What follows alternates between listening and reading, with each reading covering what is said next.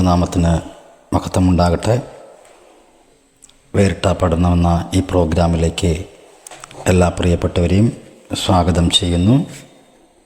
നമുക്കൊരു വാക്കിൽ പ്രാർത്ഥിക്കാം. പരിശുദ്ധനായ ദൈവമേ, സ്വർഗീയ നല്ല പിതാവേ, നല്ലതും മനോഹരമായിരിക്കുന്ന ഈ നല്ല സമയത്തിനായി സ്തോത്രം ചെയ്യുന്നു. വേറിട്ട പഠനത്തിലുള്ള ബന്ധത്തിൽ ഈ നിമിഷം കർത്താവെ ഞങ്ങളായിരിക്കുന്നല്ലോ. കഴിഞ്ഞ ക്ലാസ്സുകളൊക്കെ ഏറ്റവും ധന്യമായി തീർന്നെന്ന് വിശ്വസിക്കുന്നു. കേൾക്കരായ എല്ലാ പ്രിയപ്പെട്ടവരെയും നീ അനുഗ്രഹിച്ചതിനായി സ്തോത്രം ചെയ്യുന്നു. അവരുടെ ജീവിതത്തിൽ പ്രയോജനമായി തീരാൻ കർത്താവെ എന്നെ സഹായിക്കണം. സംസാരിക്കാൻ അടിയനെന്ന് ബലപ്പെടുത്തി മാറണമെന്ന് പ്രാർത്ഥിക്കുന്നു. പ്രാർത്ഥന കേട്ടിരിക്കാൻ സ്തോത്രം. സകല യേശുക്രിസ്തുവിന്റെ ധന്യമുള്ള നാമത്തിൽ തന്നെ ആമേൻ. ദൈവനാമത്തിന് മഹത്വമുണ്ടാകട്ടെ. വേറിട്ട പഠനമെന്ന ഈ പ്രോഗ്രാമിലേക്ക് എല്ലാ പ്രിയപ്പെട്ടവരെയും ഒരിക്കൽ കൂടി സ്വാഗതം ചെയ്യുന്നു. ചില നാളുകൾക്ക് ശേഷമായി പിന്നെയും ഒരുമിച്ച് ദൈവസന്നിധിയിലായിരിക്കുവാൻ കർത്താവ് കൃപ ചെയ്തതിനായി സ്തോത്രം ചെയ്യുന്നു. ചില ഇടവേളയ്ക്ക് ശേഷമായിട്ടാണ് ഈ നിമിഷം ഞാൻ ഈ പ്രോഗ്രാമുമായി നിങ്ങളോടൊപ്പമായിരിക്കുന്നത്. കഴിഞ്ഞ ചില ആഴ്ചകളായി, മാസങ്ങളായി നാം യഹോവ ഭക്തി ജ്ഞാനത്തിൻ്റെ ആരംഭമാകുന്നു എന്നുള്ള വാക്യത്തെ ആസ്പദമാക്കി ചില വിഷയങ്ങൾ നാം ചിന്തിച്ചു വരികയായിരുന്നല്ലോ.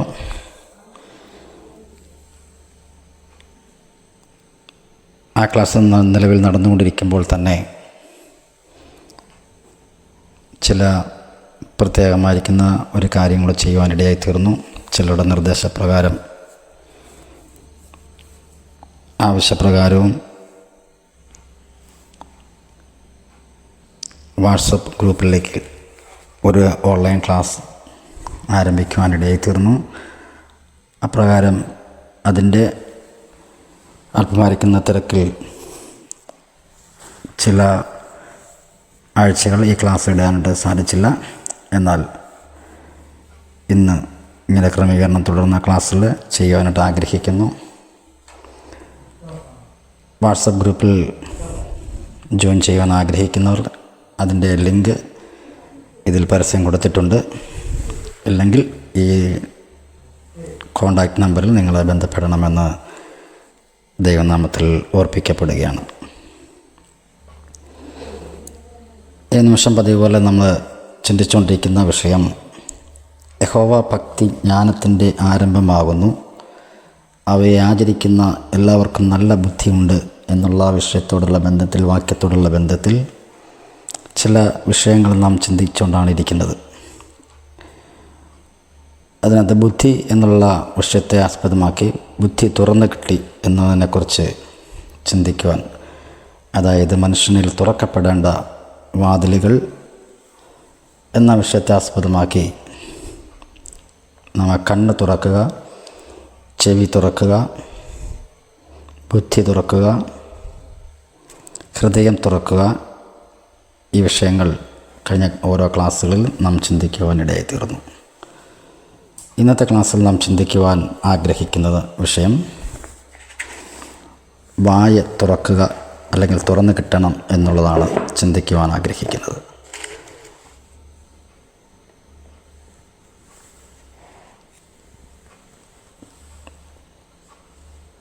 മനുഷ്യനിൽ ചില വാതിലുകൾ തുറന്നു കിട്ടുക എന്നുള്ള വിഷയം നമ്മൾ ചിന്തിക്കുമ്പോൾ ഒന്നാമത് നാം ചിന്തിച്ചത് കണ്ണ് തുറക്കുക എന്നുള്ളതാണ്. ആദ്യത്തെ വിഷയത്തുള്ള മധ്യത്തിൽ ബുദ്ധിയെക്കുറിച്ച് ചിന്തിക്കാനിടയിൽ തീർന്നു. അപ്പം ചില വാതിലുകൾ കണ്ണ്, ചെവി, ബുദ്ധി, ഹൃദയം ഇവ തുറന്നു കിട്ടണം എന്നുള്ളതാണ് നാം ചിന്തിച്ചുകൊണ്ടിരിക്കുന്നത്. മനുഷ്യൻ്റെ പാപമുഖാന്തരമായി ഈ വാതിലുകളെല്ലാം അടയപ്പെടുവാനിടയായി തീർന്നു. ആത്മീയ തലത്തിലാണ് നാം ചിന്തിച്ചുകൊണ്ടിരിക്കുന്നത്. ആത്മീയ വിഷയമാണ് അതിൽ പ്രകടമാകുന്നത് എന്നുള്ള ബോധത്തിൽ വേണം നാം അതിനെ കാണുവാൻ. അപ്പം ആത്മീയ രീതിയിലുള്ള ആകക്കണ്ണും ചെവി, ഹൃദയം ഇതെല്ലാം അടഞ്ഞു പോയത് പാപമുഖാന്തരമാണെന്ന് വേദപുസ്തകം നമ്മെ പഠിപ്പിക്കുന്നു. അങ്ങനെയാണെങ്കിൽ ദൈവത്താൽ അതെല്ലാം നമുക്ക് തുറന്നു കിട്ടുവാൻ ഇടയായിത്തീരും. അതിനുവേണ്ടി ദൈവസന്നിധിയിൽ നമ്മൾ തന്നെ സമർപ്പിക്കപ്പെടുമ്പോൾ ഈ വാതിലുകളൊക്കെ നമുക്ക് തുറന്നു കിട്ടുവാനിടയായിത്തീരും. അപ്പോൾ അങ്ങനെ തുറന്നു കിട്ടിയാൽ മാത്രമേ അതിൻ്റെ ന്യായപ്രമാണത്തിലെ അത്ഭുതങ്ങളെ കാണേണ്ടതിന് എൻ്റെ കണ്ണുകളെ തുറക്കണമെന്ന് ആ ഇസ്രായേൽ ജനം പ്രാർത്ഥിച്ചതുപോലെ. അപ്പോൾ കണ്ണ് തുറന്ന് കിട്ടിയാലേ ചിലത് കാണുവാനായിട്ട് പറ്റുകയുള്ളൂ. ചെവി തുറന്ന് കിട്ടിയാലേ ചിലത് നമുക്ക് കേൾക്കുവാനായിട്ട് ഇടയായിത്തീരത്തുള്ളൂ. ബുദ്ധി തുറന്ന് കിട്ടിയെങ്കിലേ അത് ചിന്തിക്കുവാൻ ഇടയായിത്തീരത്തുള്ളൂ. ഹൃദയം തുറന്ന് കിട്ടിയെങ്കിലേ അതിനെ ഉള്ളിൽ സംഗ്രഹിക്കുവാനായിട്ട് പറ്റത്തുള്ളൂ. ഇതിലെല്ലാം ഉപരി വായ തുറന്ന് കിട്ടിയാൽ മാത്രമേ നമുക്കത് സംസാരിക്കുവാൻ പറ്റുകയുള്ളൂ. അതാണ് ഇന്നത്തെ ക്ലാസ്സിൽ നാം ചിന്തിക്കുവാൻ ആഗ്രഹിക്കുന്നത്. അതിനാധാരമായി നമുക്ക് വിശുദ്ധ ബൈബിളിൽ നിന്നും ഒരു വാക്യം വായിക്കുവാൻ ആഗ്രഹിക്കുന്നു. സംഖ്യാപുസ്തകം 22-ാം അധ്യായം അതിൻ്റെ 28-ാമത് വാക്യം വായിക്കുന്നു. സംഖ്യാപുസ്തകം 22-ാം അധ്യായം അതിൻ്റെ 28-ാമത് വാക്യം. അപ്പോൾ യഹോവ കഴുതയുടെ വായ തുറന്നു. അത് ബിലെയാമിനോട്, നീ എന്നെ ഈ 3 പ്രാവശ്യം അടിപ്പാൻ ഞാൻ നിന്നോട് എന്ത് ചെയ്തു എന്ന് ചോദിച്ചു. ബിലെയാം കഴുതയോട്, നീ എന്നെ കളിയാക്കിയത് കൊണ്ടത്രേ എൻ്റെ കയ്യിൽ ഒരു വാൾ ഉണ്ടായിരുന്നെങ്കിൽ ഞാൻ ഇപ്പോൾ തന്നെ നിന്നെ കൊന്നുകളയുമായിരുന്നു എന്ന് പറഞ്ഞു. കഴുത ബിലെയാമിനോട്, ഞാൻ നിൻ്റെ കഴുതയല്ലയോ? ഇക്കാലമൊക്കെയും എൻ്റെ പുറത്തല്ലയോ നീ കയറി നടന്നത്? ഞാൻ എപ്പോഴെങ്കിലും ഇങ്ങനെ നിന്നോട് കാണിച്ചിട്ടുണ്ടോ എന്ന് ചോദിച്ചു. ഇല്ല എന്ന് അവൻ പറഞ്ഞു. അപ്പോൾ യഹോവ ബിലെയാമിൻ്റെ കണ്ണ് തുറന്നു. യഹോവയുടെ ദൂതൻ വാളൂരിപ്പിടിച്ച് കൊണ്ട് നിൽക്കുന്നത് അവൻ കണ്ട് സാഷ്ടാംഗം വീണ് നമസ്കരിച്ചു. യഹോവയുടെ ദൂതൻ അവനോട്, ഈ 3 പ്രാവശ്യം നീ കഴുതയെ അടിച്ചത് എന്ത്? ഇതാ, ഞാൻ നിനക്ക് പ്രതിയോഗിയായി പുറപ്പെട്ടിരിക്കുന്നു. നിൻ്റെ വഴി നാശകരം എന്ന് ഞാൻ കാണുന്നു. ഈ സന്ദർഭം നമുക്ക് വായിച്ചപ്പോൾ അതിനേതാണ്ട് കുറച്ച് ഭാഗം മനസ്സിലായി കാണുമെന്ന് ഞാൻ വിചാരിക്കുന്നു.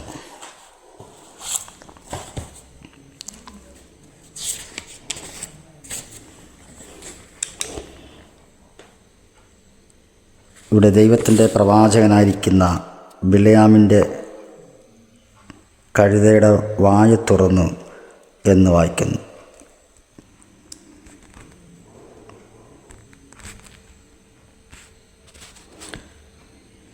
യഹൂദ ജാതിക്ക് പുറകിലായി ജാതികൾ എന്ന ഒരു ജനവർഗം ഉണ്ടായിരുന്നു. യഹൂദരല്ലാത്തരെല്ലാം ജാതികളെന്ന് 2 വിഭാഗക്കാരെ നമുക്ക് മനസ്സിലാക്കാൻ സാധിക്കുന്നുണ്ട് വേദപുസ്തക പ്രകാരം. അപ്പോൾ യഹൂദൻ ജാതികളെ വീണ്ടെടുക്കണമെന്നുള്ള പ്രമാണം അവർക്ക് കൊടുത്തിരുന്നെങ്കിലും അവർ അതിൽ ശ്രദ്ധിക്കുവാൻ ഇടയായിത്തീർന്നില്ല. ആയതിനാൽ ദൈവത്തിൻ്റെ സമയമായപ്പോൾ ജാതികളിലേക്ക് ആ ദൈവ സാന്നിധ്യം ഉണ്ടാകുവാനിടയായിത്തീർന്നു. കഴുത വർഗത്തിൻ്റെ വായ ദൈവം തുറന്നു കൊടുത്തു. ഈ കാര്യമാണ് ആത്മീയതലത്തിൽ നമുക്കത് മനസ്സിലാക്കാൻ സാധിക്കുന്നത്.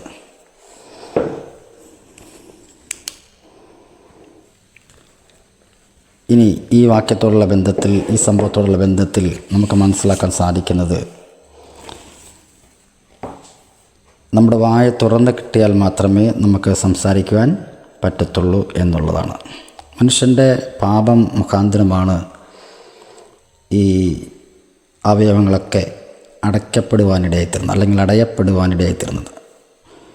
അതിനെക്കുറിച്ച് പിന്നീടുള്ള ക്ലാസ്സുകളിൽ ആ വിഷയത്തെക്കുറിച്ച് എടുക്കുന്നതായിരിക്കും. ഇന്ന് കുറച്ച് സമയം കൊണ്ട് ഈ ഭാഗം മൊത്തം ഒന്ന് ക്ലോസ് ചെയ്യാനാണ് ആഗ്രഹിക്കുന്നത്. 51-ാം സങ്കീർത്തനം അതിൻ്റെ 15-ാമത് വാക്യത്തിൽ നമുക്ക് കാണുവാൻ സാധിക്കുന്നുണ്ട്. 51-ാം സങ്കീർത്തനം 15-ാമത് വാക്യം.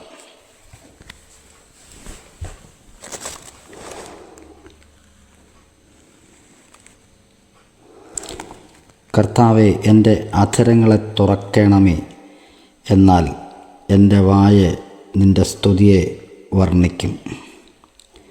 കർത്താവെ, എൻ്റെ അധരങ്ങളെ തുറക്കണമേ, എന്നാൽ എൻ്റെ വായ നിൻ്റെ സ്തുതിയെ വർണ്ണിക്കും. അപ്പം എൻ്റെ അധരങ്ങളെ തുറക്കണമേ എന്ന സങ്കീർത്തനക്കാരൻ പറയാനുള്ള കാരണം അപ്പോൾ അത് അടഞ്ഞു കിടക്കുകയാണ് അല്ലേ.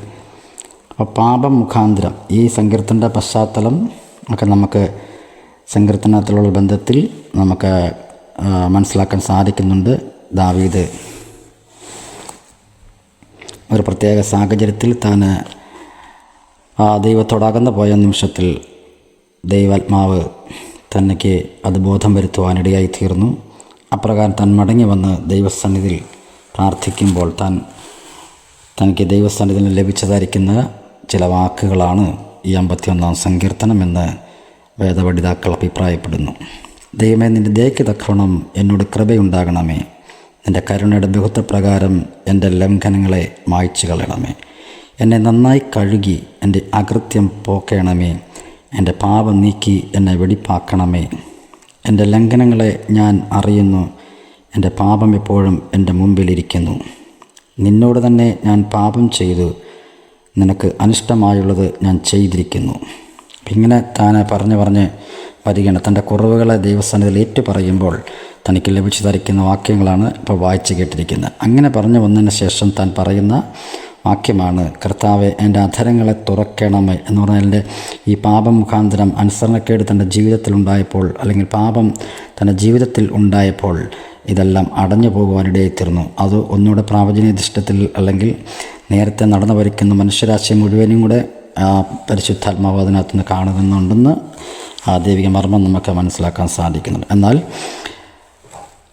15-ാം അധ്യായത്തിൽ ഒന്നുകൂടെ വാക്യത്തിൽ നമുക്ക് വായിച്ചിട്ട്, കർത്താവിൻ്റെ അധരങ്ങളെ തുറക്കണമേ. അപ്പോൾ അടഞ്ഞ് പോകുവാനിടയിൽ എത്തുന്നു. അതിനൊന്ന് തുറക്കണമെന്ന് ദൈവസന്നിധിയിലെ താൻ പ്രാർത്ഥിക്കുന്നതാണ് ഇവിടുത്തെ രംഗമെന്ന് പറയപ്പെടുന്നത്. അപ്പോൾ മനുഷ്യൻ്റെ വായ അടയ്ക്കപ്പെട്ടത് ഈ പാപം മുഖാന്തരമാണെന്ന് നമുക്ക് മനസ്സിലാക്കാൻ സാധിക്കുന്നുണ്ട്. അപ്പോൾ ദൈവത്തോട് അകന്നു പോയാൽ, ദൈവത്തിൽ നിന്നും അകന്നു പോകുന്ന ഒരു സാഹചര്യം നമ്മുടെയൊക്കെ ജീവിതത്തിലുണ്ടെങ്കിൽ ഉണ്ടായാൽ ഇങ്ങനെയുള്ള അപകടങ്ങൾ നമുക്ക് ഉണ്ടാകുവാനിടയായിത്തീരും. അതുകൊണ്ട് എന്താണ് തിരുവചന പ്രകാരം ദൈവത്തിൻ്റെ ആലോചനയ്ക്കനുസരിച്ച് നമ്മുടെ ജീവിതത്തെ ക്രമീകരിക്കപ്പെടുവാനാണ് ദൈവം നമ്മോട്, അല്ലെങ്കിൽ പരിശുദ്ധാത്മാവ് നമ്മോട് ആലോചന പറയുവാനായിട്ടുള്ളത്. 39-ാം സങ്കീർത്തനത്തിലും ഇത് തന്നെയാണ്. 9 തൊട്ടുള്ള വാക്യത്തിൽ അവിടെ നമുക്ക് മനസ്സിലാക്കാൻ സാധിക്കുന്നുണ്ട്. അപ്പോൾ മനുഷ്യനിൽ ഈ അവയവങ്ങൾ എന്ത് ചെയ്തു? അടഞ്ഞു പോകുവാനായിട്ടിടയായിത്തീർന്നു. അപ്പോൾ നമുക്കും പ്രാർത്ഥിക്കാം, കർത്താവെ, എൻ്റെ അധരത്തെ തുറക്കണമേ എന്ന് നാം പ്രാർത്ഥിക്കുമ്പോൾ അത് നമുക്ക് തുറന്ന് കിട്ടുവാനിടയായിത്തീരും. അപ്പോൾ സംഗ്രഹിച്ചിരിക്കുന്ന തിരുവചനം കാണുവാനായിട്ടും അത് കേൾക്കുവാനായിട്ടും അത് സംഗ്രഹിക്കുവാനും ചിന്തിക്കുവാനും ഒക്കെ നമുക്ക് ഇടയായിത്തീരും. മാത്രമല്ല, അത് പൊതുലോകത്തിന്, മറ്റൊരു വ്യക്തികളിലേക്ക്, മറ്റൊരു സമൂഹത്തോട് നമുക്ക് പ്രബോധിപ്പിക്കണമെങ്കിൽ, പ്രസംഗിക്കണമെങ്കിൽ, സംസാരിക്കണമെങ്കിൽ അത് വാചകമായിട്ട് നമ്മുടെ അധരങ്ങൾക്കിടയിൽ നമ്മുടെ വായിൽ കൂടി അത് പുറത്തേക്ക് വരുവാനായിട്ട് ദൈവം നമ്മുടെ വായ തുറന്നു കിട്ടേണ്ടത് ആവശ്യമാണ്. അത് തുറന്നു കിട്ടണമേ എന്ന് നാം ദൈവസന്നിധി നമുക്ക് പ്രാർത്ഥിക്കുന്നവരായിരിക്കണമെന്നാണ് എന്നതിൻ്റെ ആദ്യമായി അതിൻ്റെ ആത്മീയ സന്ദേശം എന്ന് പറയപ്പെടുന്നത്. അടുത്തതായി നമ്മൾ ചിന്തിക്കുമ്പോൾ മനസ്സിലാക്കാൻ സാധിക്കുന്നത്, ഈ അടഞ്ഞുപോയ വായ തുറന്ന് കിട്ടണമെങ്കിൽ ദൈവത്തിൻ്റെ ഒരു സാന്നിധ്യം, ദൈവം ശുദ്ധീകരിച്ചാൽ അത് തുറന്നു വരും എന്ന് നമുക്ക് മനസ്സിലാക്കാൻ സാധിക്കും. അതിന് ഉദാഹരണമായി നമുക്ക് യെശയ്യാപ്രവചനം 6-ാം അധ്യായം അതിൻ്റെ 5-ാമത് വാക്യം നമുക്കത് ഉദാഹരണമായി നമുക്കൊന്ന് ചിന്തിക്കാം. യെശയ്യാവിൻ്റെ പ്രവചനം 6-ാം അധ്യായം അതിൻ്റെ 5-6 വാക്യങ്ങൾ. അപ്പോൾ എനിക്ക് അയ്യോ കഷ്ടം, ഞാൻ നശിച്ചു, ഞാൻ ശുദ്ധിയില്ലാത്ത അധരങ്ങൾ ഉള്ള ഒരു മനുഷ്യൻ, ശുദ്ധിയില്ലാത്ത അധരങ്ങൾ ഉള്ള ജനത്തിൻ്റെ നടുവിൽ വസിക്കുന്നു. എൻ്റെ കണ്ണ് സൈന്യങ്ങളുടെ യഹോവയായ രാജാവിനെ കണ്ടുവല്ലോ എന്ന് പറഞ്ഞു. അപ്പോൾ സാറാഫുകളിൽ ഒരുത്തൻ യാഗപീഠത്തിങ്കിൽ നിന്ന് കൊടിൽ കൊണ്ട് ഒരു തീക്കനൽ എടുത്ത് കയ്യിൽ പിടിച്ചും കൊണ്ട് എൻ്റെ അടുക്കൽ പറന്നു വന്നു. അത് എൻ്റെ വായ്ക്ക് തൊടുവിച്ചു. ഇതാ, ഇത് നിൻ്റെ അധരങ്ങളെ തൊട്ടതിനാൽ നിൻ്റെ അകൃത്യം നീങ്ങി,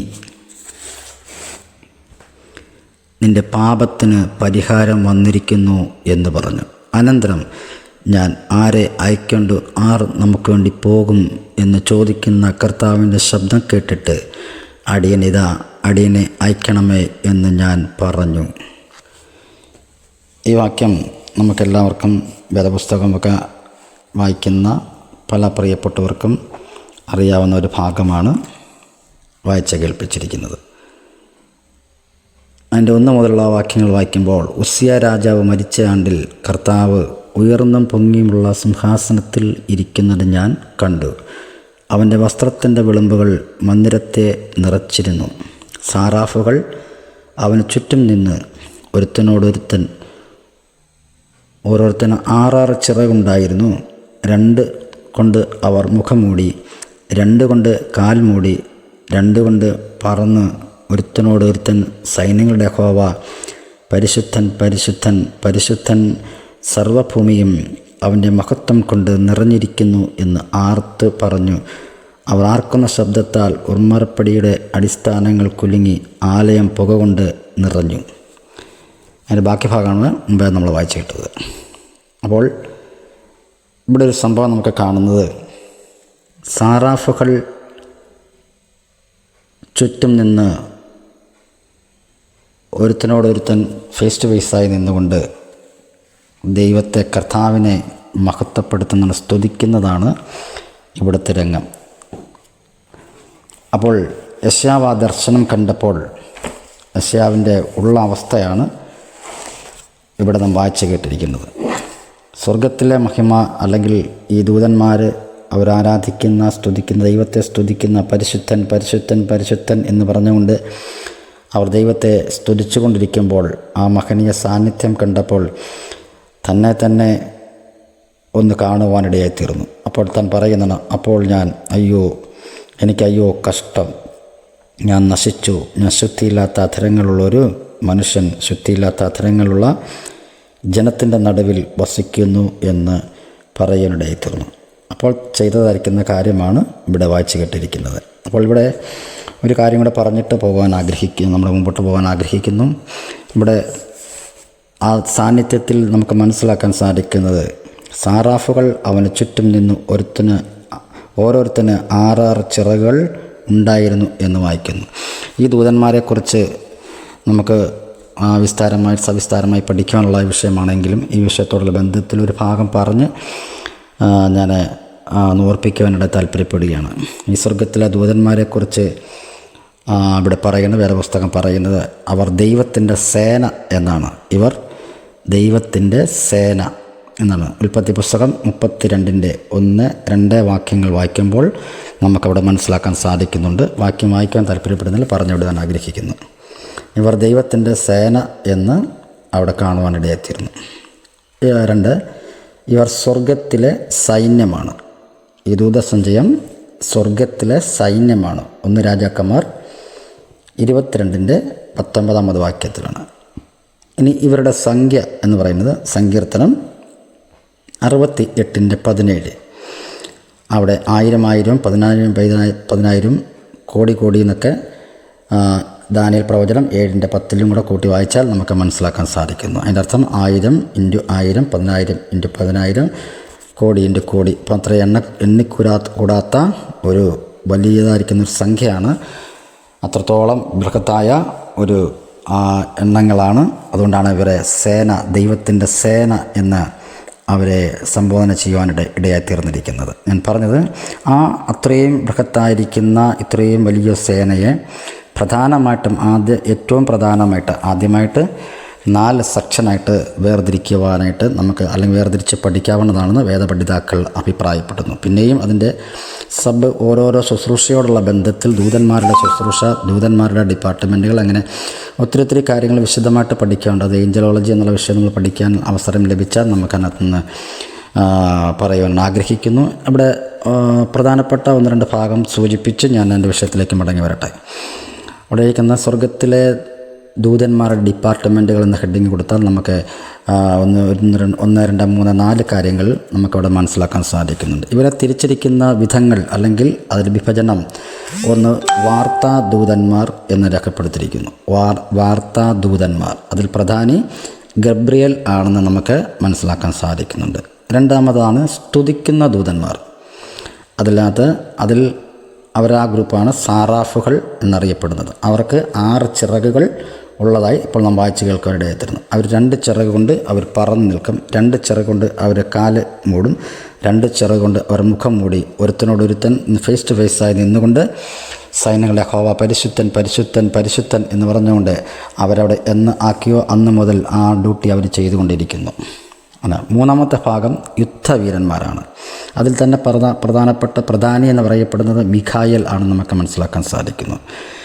അവൾ ആ യുദ്ധവീരന്മാർ തന്നെ അതിനകത്ത് പല ഡിപ്പാർട്ട്മെൻറ്റ് അതിൻ്റെ സബെല്ലാം ഉണ്ട്. കാവൽക്കാരായിട്ടും അങ്ങനെ ഓരോ മനുഷ്യനുള്ള കാവൽ ദൂതന്മാരുണ്ട്. അങ്ങനെ അതിൻ്റെ പ്രധാനപ്പെട്ട ആ സെക്ഷനാണ് യുദ്ധവീരന്മാർ എന്ന് സംബോധന ചെയ്യുവാനായിട്ട് ഇടയായിത്തീരുന്നത്. അതിൻ്റെ പ്രധാനപ്പെട്ട ആൾ മിഖായേലാണെന്ന് നമുക്ക് വേദപുസ്തകത്തിൽ നിന്നും മനസ്സിലാക്കാൻ സാധിക്കുന്നു. 4-ാമത്തെ ഭാഗമാണ് ഗായക സംഘം എന്ന് പറയുന്നത്. അതിൻ്റെ പ്രധാനപ്പെട്ട ആൾ ലൂസിഫറാണെന്ന് നമുക്ക് കാണുവാനായിട്ട് സാധിക്കുന്നു. ഇങ്ങനെ ഈ സ്വർഗത്തിലെ സേനയായിരിക്കുന്ന, സ്വർഗത്തിലെ സൈന്യമായിരിക്കുന്ന ദൂതസഞ്ചയത്തെ പ്രധാനമായിട്ടും 4 രീതിയിൽ വിഭജിച്ച് നമുക്ക് പഠിക്കാവുന്നതാണ്. ഇതിൻ്റെ സബായിട്ട് പിന്നെയും വരുമെന്ന് ഞാൻ മുമ്പേ സൂചിപ്പിച്ചല്ലോ.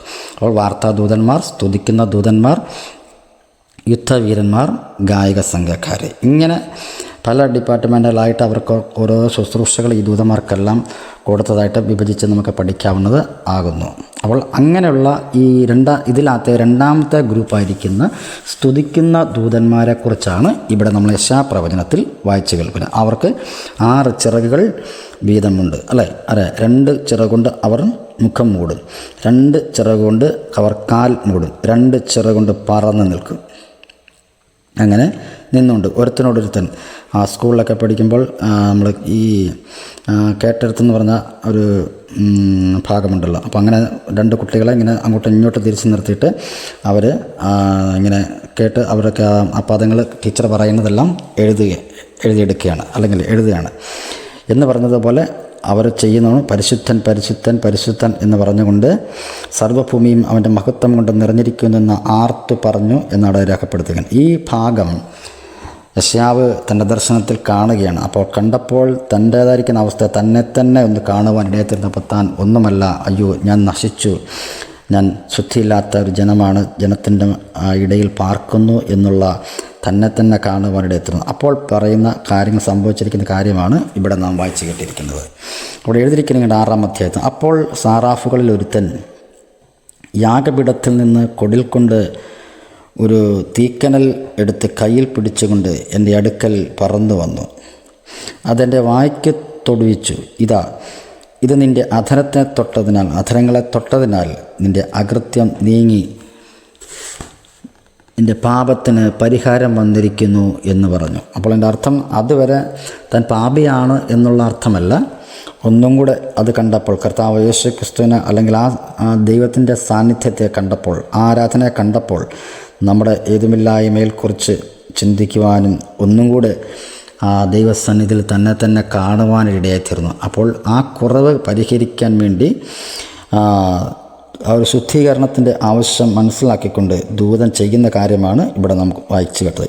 ഇത് നിൻ്റെ അധരങ്ങളെ തൊട്ടതിനാൽ നിൻ്റെ അകൃത്യം നീങ്ങി നിൻ്റെ പാപത്തിന് പരിഹാരം വന്നിരിക്കുന്നു. അനന്തരം അതിനുശേഷം ഇവിടെ പറഞ്ഞു, അനന്തരം ഞാൻ ആരെ അയക്കൊണ്ടു, ആർ നമുക്ക് വേണ്ടി പോകും എന്ന് ചോദിക്കുന്ന കർത്താവിൻ്റെ ശബ്ദം കേട്ടിട്ട് അടിയനെ അയക്കണമേ എന്ന് ഞാൻ പറഞ്ഞു. അപ്പോൾ അവൻ അരുളി ചെയ്ത്, നീ ചെന്ന് ഈ ജനത്തോട് പറയേണ്ടത്, നിങ്ങൾ കേട്ടുകൊണ്ടും തിരിച്ചറിയില്ല, നിങ്ങൾ കണ്ടുകൊണ്ട് ഗ്രഹിക്കുകയില്ല. ഈ ജനം കണ്ണുകൊണ്ട് കാണുകയോ ചെവി കൊണ്ട് കേൾക്കുകയോ ഹൃദയം കൊണ്ട് ഗ്രഹിക്കുകയോ മനസ്സ് തിരിഞ്ഞ് സൗഖ്യം പ്രാപിക്കുകയോ ചെയ്യാതിരിക്കേണ്ടതിന് നീ അവരുടെ ഹൃദയം തടിപ്പിക്കുകയും അവരുടെ ചെവി മന്ദമാക്കുകയും അവരുടെ കണ്ണ് അടച്ചു കളയുകയും ചെയ്യുക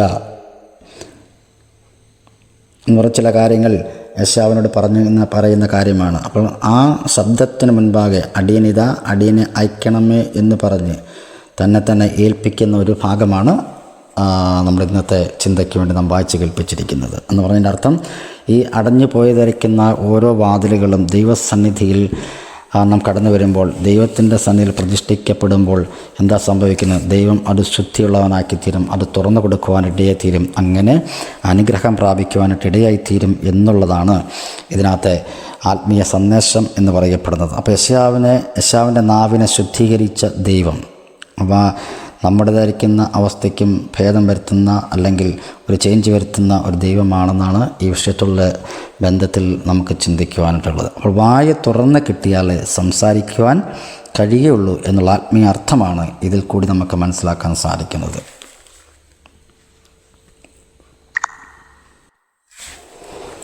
അടുത്ത ഒരു ഭാഗം കൂടെ പറഞ്ഞ് ഈ ഭാഗം നമുക്ക് ക്ലോസ് ചെയ്യാൻ ആഗ്രഹിക്കുന്നു. അധരം തുറക്കുക എന്നുള്ളതാണ്. അധരം തുറക്കുക, വായ ദൈവത്തിന് വേണ്ടി സംസാരിക്കുന്നതിന് ഉപയോഗിക്കുക എന്നാണ് അതിനകത്ത് നമുക്ക് എഴുതിയെടുക്കേണ്ടത്.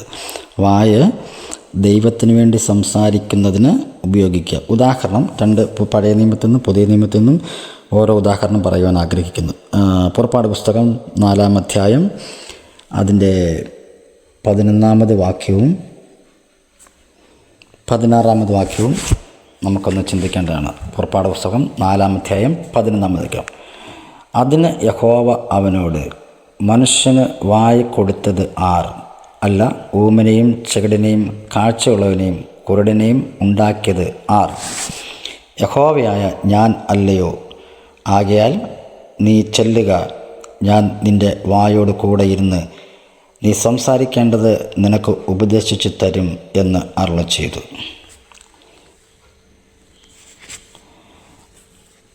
എന്നാൽ അവൻ, കർത്താവേ, നിനക്ക് ബോധിച്ച മറ്റ് ആരെയെങ്കിലും അയക്കണമേ എന്ന് പറഞ്ഞു. അപ്പോൾ യഹോവയുടെ കോപം മോശയുടെ നേരെ ജ്വലിച്ചു. അവൻ അരുളിച്ചെയ്തത്, ലേവ്യനായ അഹരോൻ നിൻ്റെ സഹോദരനല്ലയോ? അവൻ നല്ലവണ്ണം സംസാരിക്കുമെന്ന് ഞാൻ അറിയുന്നു. അവൻ നിന്നെ എതിരേൽപ്പാൻ പുറപ്പെട്ടു വരുന്നു. നിന്നെ കാണുമ്പോൾ അവൻ ഹൃദയത്തിൽ ആനന്ദിക്കും. 16-ാമത് വാക്യം. നിനക്ക് പകരം അവൻ ജനത്തോട് സംസാരിക്കും. അവൻ നിനക്ക് വായായിരിക്കും. നീ അവന് ദൈവമായിരിക്കും. അടയാളങ്ങൾ പ്രവർത്തിക്കേണ്ടതിന് ഈ വടിയും നിൻ്റെ കയ്യിൽ എടുത്തുകൊള്ളുക എന്നോട് പറയുന്നു. ഈ സന്ദർഭം നമുക്ക് വളരെ സുപരിചിതമായിരിക്കുന്ന ഭാഗമാണ്. ഇസ്രായേൽ ജനം മിസ്രൈമിൽ അടിമത്തം അനുഭവിക്കപ്പെട്ടുകൊണ്ടിരിക്കുമ്പോൾ അവരുടെ പീഡനകാലം തീരാറായിരിക്കുന്ന സമയത്ത് അവരുടെ നിലവിളി കർത്താവ് കേൾക്കുവാൻ ഇടയായിത്തീർന്നു. അവരുടെ വേലകളൊക്കെ കർത്താവ് അറിയുവാനും കാണുവാനും കേൾക്കുവാനും ഇടയായിത്തീർന്നു. അപ്പോൾ അവരെ രക്ഷിക്കേണ്ടതിന് മോശയെ ദൈവം, ഈ 3-ാം അധ്യായത്തിൽ നമ്മുടെ ചരിത്രം രേഖപ്പെടുത്തിയിട്ടുണ്ട്, മോശയെ ദൈവം തിരഞ്ഞെടുത്തു. അയക്കുന്നതിന് വേണ്ടി ചില നിയോഗങ്ങൾ കൊടുക്കുന്ന ഭാഗമാണ് നാം വായിച്ചു കേട്ടിരിക്കുന്നത്. അപ്പോൾ ചില ഒഴിവഴികൾ മോശ അവിടെ പറയുന്ന സന്ദർഭത്തിൽ മറ്റാരെങ്കിലും അയക്കണമെന്ന് പറഞ്ഞപ്പോൾ തൻ്റെ സഹോദരനെ ആയ അഹരോനെ കൂടെ കൂട്ടിക്കൊണ്ടുപോവുക, അവൻ നിനക്ക് വേണ്ടി സംസാരിക്കും, ദൈവത്തിൻ്റെ വായായിട്ട് സംസാരിക്കും എന്നാണ് അവിടെ പറയുവാനിടയെത്തുന്നത്. അപ്പോൾ നാം ചിന്തിച്ചുകൊണ്ടിരുന്നത് അധരം തുറക്കുക, വായ ദൈവത്തിന് വേണ്ടി സംസാരിക്കുന്നതിന് ഉപയോഗിക്കുക. അപ്പം ദൈവത്തിന് വേണ്ടി സംസാരിക്കുന്നതിന് നാം തയ്യാറായി, അതിനുവേണ്ടി നാം ഒരുക്കമുള്ളവരായിരിക്കണമെന്നാണ് ഈ സംഭവത്തിൽ നിന്നും നമുക്ക് മനസ്സിലാക്കാൻ സാധിക്കുന്നുണ്ട്. അപ്പോൾ മോശയ്ക്ക് പകരം നിന്നുകൊണ്ട്, മോശയോട് കൂടെ നിന്നുകൊണ്ട് അഹരോൻ ദൈവത്തിൻ്റെ വായായിട്ട് സംസാരിച്ചതുപോലെ ഈ കാലഘട്ടങ്ങളിൽ ദൈവവചനം എടുത്തുകൊണ്ട് ലോകത്തിൽ അല്ലെങ്കിൽ പല സമൂഹത്തിൽ നിന്നുകൊണ്ട് ദൈവത്തിൻ്റെ വായ സംസാരിപ്പാൻ, ദൈവത്തിൻ്റെ വായായിട്ട് നാം സംസാരിക്കപ്പെടുവാൻ, അത് കേൾക്കുമ്പോൾ ചില പാപികളെങ്കിലും മനസ്സാന്തരപ്പെടുവാൻ, അവർക്കത് ചില വ്യക്തികൾക്ക് ആത്മീയ തലത്തിലുള്ളവർക്ക് ആത്മീയ ഉത്തേജനം ലഭിക്കപ്പെടുവാൻ നാം ദൈവത്തിൻ്റെ വായായിട്ട് ഈ ദൈവവചനം സംസാരിക്കുന്നവരായിരിക്കണം. അത് നമുക്ക് ലഭിക്കണമെങ്കിൽ നമ്മുടെ വായ തുറന്നു കിട്ടുവാൻ ഇടയായിത്തീരണം. അതിനെന്ത് വേണം? ദൈവത്താലുള്ള സന്ദർശനം, ദൈവത്താലുള്ള ശുദ്ധീകരണം നമ്മുടെ അധരത്തിന് ലഭിച്ചെങ്കിൽ മാത്രമേ നമുക്കത് ചെയ്യുവാൻ സാധ്യമായി തീരത്തുള്ളൂ എന്നുള്ളതാണ് ഈ നല്ലൊരു ഉപദേശം ഇതിൽ നിന്ന് നമുക്ക് മനസ്സിലാക്കാൻ സാധിക്കുന്നത്.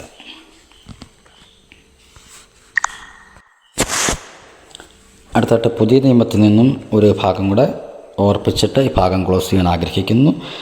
മത്തായി സുവിശേഷം 12-ാം അധ്യായം 34-ാമത് വാക്യം. മത്തായി സുവിശേഷം 12-ാം അധ്യായം 34-ാമത് വാക്യം ഇങ്ങനെ വായിക്കുന്നു: സർപ്പസന്തതികളെ, നിങ്ങൾ ദുഷ്ടരായിരിക്കെ നല്ലത് സംസാരിപ്പാൻ എങ്ങനെ കഴിയും? ഹൃദയം നിറഞ്ഞ് കവിയുന്നതിൽ നിന്നല്ലോ വായ സംസാരിക്കുന്നത്.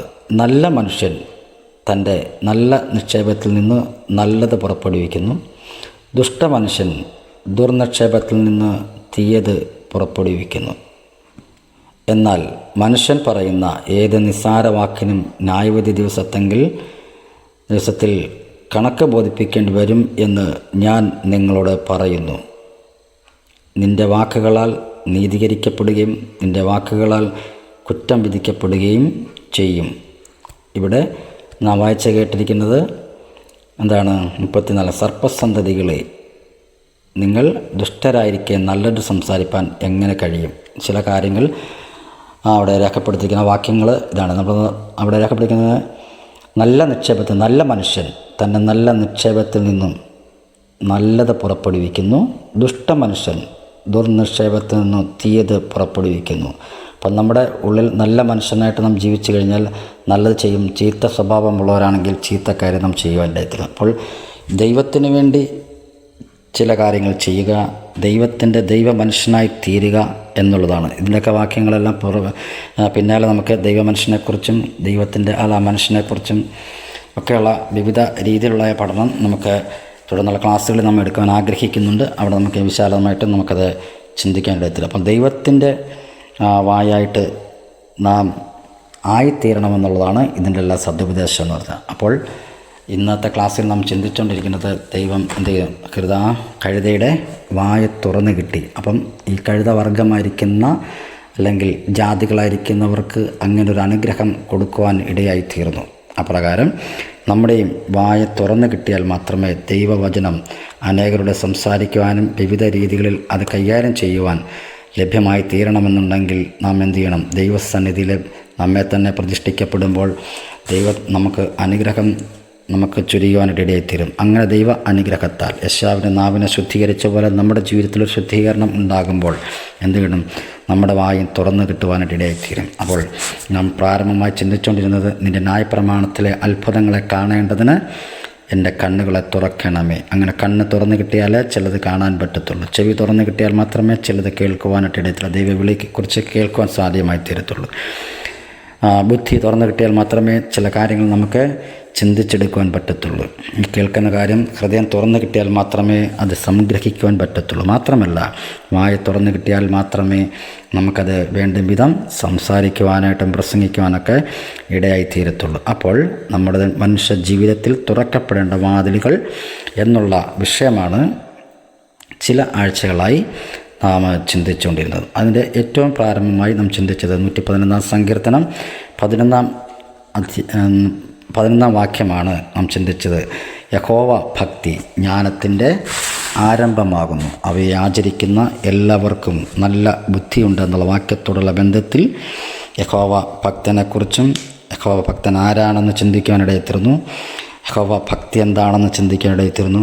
അതിനുശേഷം ജ്ഞാനം എന്താണെന്നും നല്ല കാര്യങ്ങൾ എന്താണെന്നും ഒക്കെ നമുക്ക് ചിന്തിക്കാനിടയെത്തിരുന്നു. ഒത്തിരി വിഷയങ്ങൾ ഈ ഒറ്റ വാക്കിൽ നിന്ന് തന്നെ ഏതാണ്ട് 11-12 ക്ലാസ് തന്നെ ഇപ്പോൾ തന്നെ വന്നിട്ടുണ്ട്. അപ്പോൾ അങ്ങനെ വിവിധ വിഷയങ്ങൾ നമുക്ക് ചിന്തിക്കുവാൻ ഇടയത്ത്. പിന്നെയും അതിൻ്റെ മർമ്മപ്രധാനമായ കാര്യങ്ങൾ ഇനിയും പെറുക്കി എടുക്കുവാനായിട്ടുണ്ട്. എന്നാൽ നമുക്ക് തുടർന്ന് പല വിഷയങ്ങളിലേക്ക് നമുക്ക് പോകേണ്ടതുണ്ട്. ഇന്നത്തെ ക്ലാസ് കൊണ്ട് ആ ഒരു വാക്യം ഞാനൊന്ന് ക്ലോസ് ചെയ്യാനായിട്ട് ആഗ്രഹിക്കുന്നു.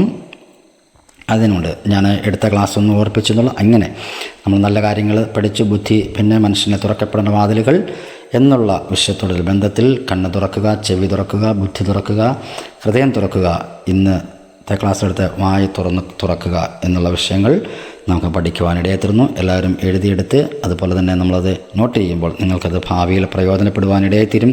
നല്ല മെസ്സേജ് നിങ്ങൾക്ക് ചെയ്യുവാനിടയായിത്തീരും. അതിനായി കർത്താവ് നമ്മെ സഹായിക്കട്ടെ എന്ന് ഓർപ്പിക്കേണ്ട. തുടർന്നുള്ള ക്ലാസ്സുകളിൽ മറ്റൊരു വിഷയമായി വരുവാനായിട്ട് ആഗ്രഹിക്കുന്നു. മനുഷ്യനുള്ള ബന്ധത്തിൽ ചില കാര്യങ്ങളുടെ നമുക്ക് ഓർക്കേണ്ടത് ആവശ്യമാണ്, പഠിക്കേണ്ടത് ആവശ്യമാണ്. തുടർന്ന് ക്ലാസ്സിൽ കൂടി നമുക്കത് അനുഗ്രഹം പ്രാപിക്കുവാൻ ഇടയായിത്തീരട്ടെ. അതിനാൽ ഈ വചനങ്ങളാൽ ദൈവം നമ്മെ ഓരോരുത്തരെയും അനുഗ്രഹിക്കട്ടെ, ആശീർവദിക്കട്ടെ എന്ന് ആശംസിക്കുകയും പ്രാർത്ഥിക്കുകയും ചെയ്തുകൊണ്ട് ഇന്നത്തെ ക്ലാസ് ഞാനിവിടെ നിർത്തുന്നു. ഈ വചനങ്ങളാൽ ദൈവം നമ്മെ ഓരോരുത്തരെയും അനുഗ്രഹിക്കുമാറാകട്ടെ. ആമേൻ. നമുക്ക് പ്രാർത്ഥിക്കാം. പരിശുദ്ധനായ ദൈവമേ, സ്വർഗ്ഗീയ നല്ല പിതാവേ, നല്ലത് മനോഹരമായിരിക്കുന്ന ഈ നല്ല സമയത്തിനായി സ്തോത്രം ചെയ്യുന്നു. പതിവ് പോലെ തിരുവചന പഠനത്തുള്ള ബന്ധത്തിൽ ഇന്ന് ഈ നിമിഷം ഞങ്ങളായിരുന്നല്ലോ. കർത്താവ് സംസാരിപ്പാൻ അടിയനെ ബലപ്പെടുത്തിയതിനായി സ്തോത്രം ചെയ്യുന്നു. കേട്ടതായിരിക്കുന്ന എല്ലാ പ്രിയപ്പെട്ടവരും അങ്ങയുടെ തൃക്കലിനെ ഏൽപ്പിച്ച് പ്രാർത്ഥിക്കുന്നു. അവിടുന്ന് അനുഗ്രഹിക്കുകയും ആശീർവദിക്കുകയും ചെയ്യുമാറാണെന്ന് പ്രാർത്ഥിക്കുന്നു. എല്ലാം തിരുനാമം മഹത്വം എടുക്കണം. പ്രാർത്ഥന കേട്ടിരിക്കാനുള്ള സ്തോത്രം. സകലം യേശുക്രിസ്തുവിൻ്റെ ധന്യമുള്ള നാമത്തിൽ തന്നെ. ആമേൻ. God bless U.